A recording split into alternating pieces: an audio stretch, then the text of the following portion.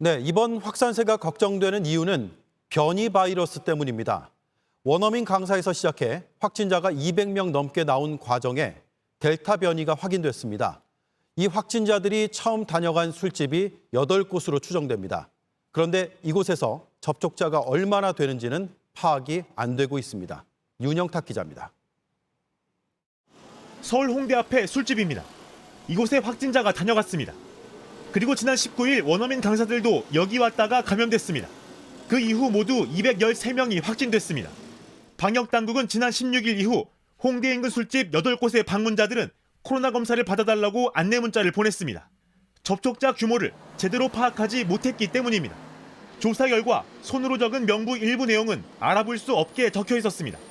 특히 이 가운데 델타 변이 바이러스에 감염된 사람도 9명이나 포함돼 있습니다. 영어학원 확진자들을 무작위로 검사하는 과정에서 나왔습니다. 어디서 몇 명이 더 변이 바이러스에 감염됐는지는 조사하고 있습니다. 방역당국은 집단 전체를 변이 바이러스 감염자로 관리하겠다고 밝혔습니다. 그러면 지금까지 168명이던 국내 델타 변이 관련 확진자 숫자가 381명으로 2배 넘게 늘어납니다. 지난 4월 중순 국내에서 처음 발견된 이후 2달여 만에 400명에 육박하는 겁니다.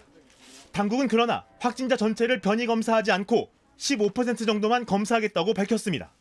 사실 정확도를 위해서는 검사를 하는 게 맞죠. 감염된 분이 만약 거기 대부분이 델타 변이라면 심각성이 큰 거잖아요.